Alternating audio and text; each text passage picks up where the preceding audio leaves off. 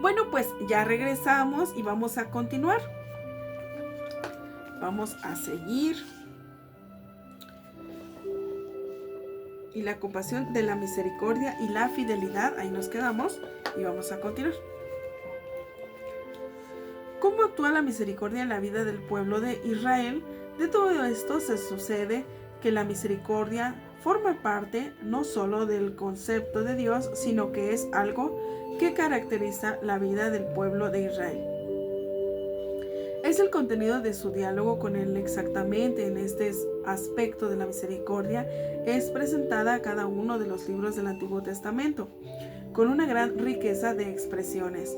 ¿En qué términos es proclamada la misericordia?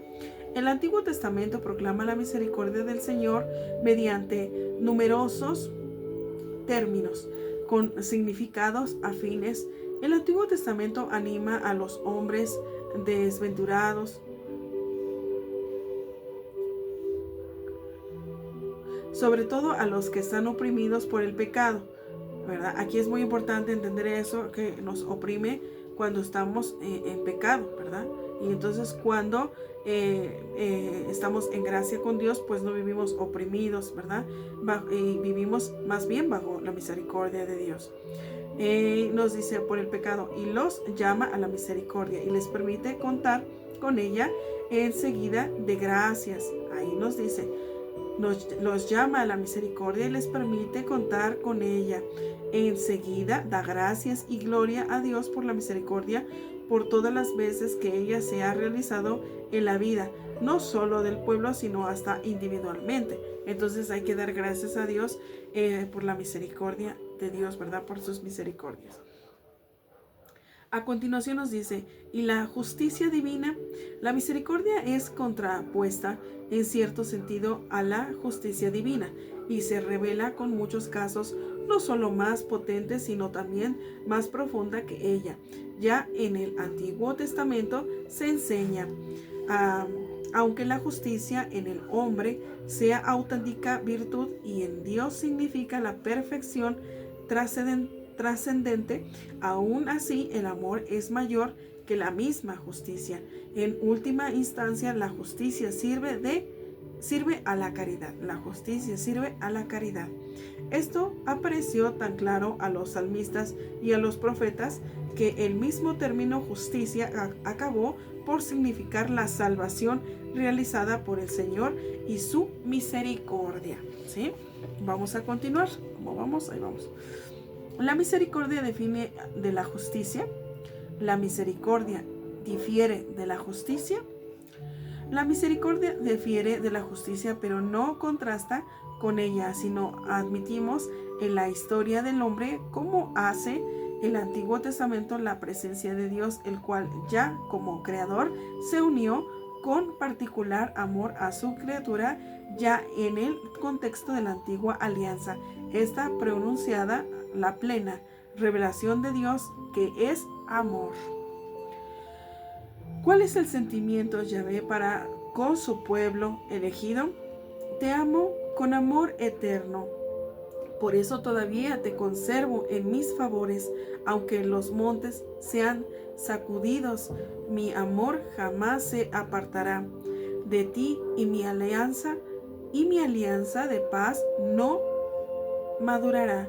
Esta verdad anunciada antes a Israel encierra en sí la perspectiva de toda la historia del hombre, perspectiva que es temporal y espiritual.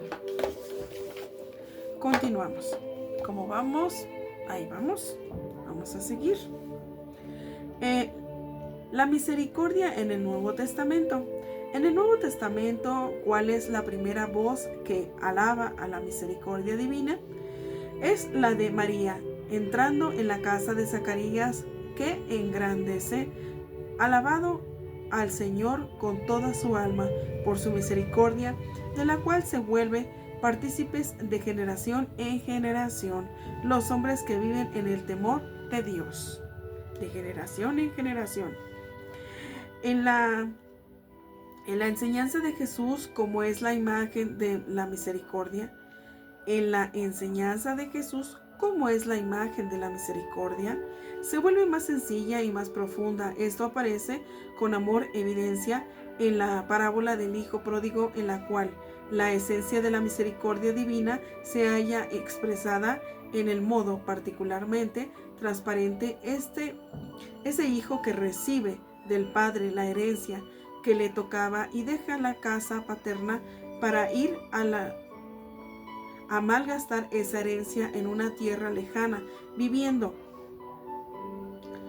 disolutamente, en cierto sentido, en el hombre de todos los tiempos, comenzando por aquel que fue el primero en perder la herencia de la gracia y la justicia original. La parábola se refiere a todo pecado.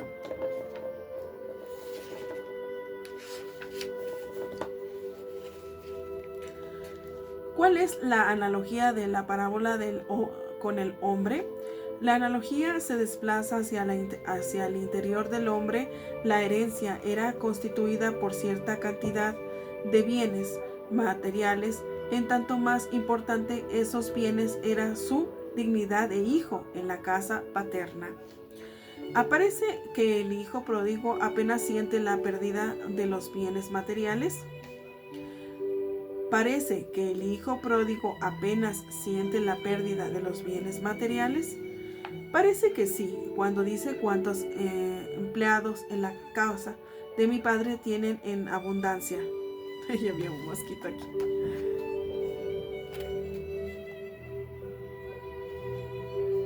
Ya voló.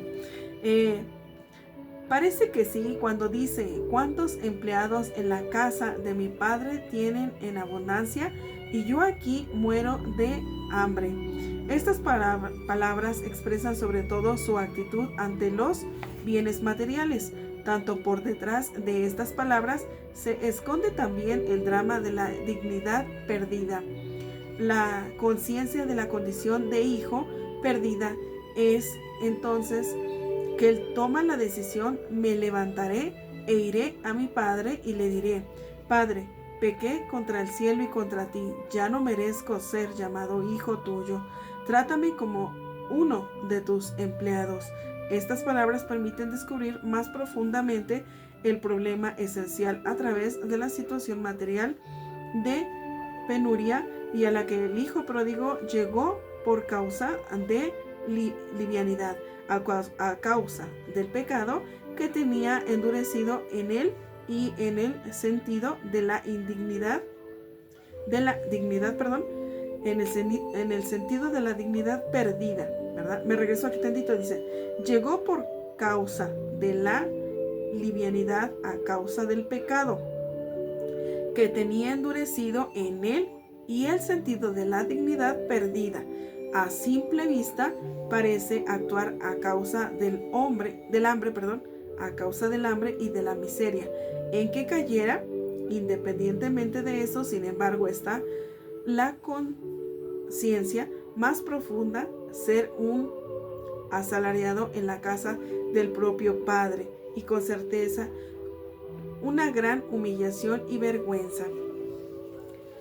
Continuamos como vamos. Ahí vamos. Y bueno, y dice, entonces, ¿qué decide hacer el hijo pródigo? A pesar de eso, el hijo pródigo está dispuesto a enfrentar tal humillación. Se da cuenta de que ya no tiene ningún derecho, sino únicamente de ser empleado en la casa de su padre, y toma esa decisión con plena conciencia de aquello que mereció y de aquello, otro mosquito, y de aquello, ahí está, y de aquello a lo que aún puede tener derecho según las normas de la justicia. Esto muestra que surge en el hijo pródigo el sentido de la dignidad perdida, dignidad que brota de la relación del hijo con el padre. Fue con esa decisión que se puso en camino para volver. ¿Qué es lo que queda claro en cuanto a la misericordia en esta parábola? Se hace más claro que el amor se transforma en misericordia, y cuando es necesario ir más allá de la norma exacta de la justicia, norma necesaria y muchas veces exageradamente escrita. ¿Cómo sería la verdadera explicación de la justicia? Ahí continuamos y ahorita los veo en el siguiente video y aquí seguimos y ahorita los veo.